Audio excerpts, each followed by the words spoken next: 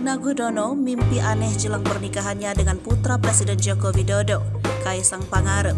Cerita Erina Gudono mimpi aneh jelang menikah diungkap oleh Kaisang, calon suaminya, di Twitter, Rabu 23 November 2022. Dalam tayangan layar tersebut berisi dua pesan masuk dari Erina Gudono yang menceritakan mimpinya kepada Kaisang. Tanpa diduga, Erina menceritakan ke Kaisang bahwa dirinya memiliki mimpi konyol tentang pernikahan mereka.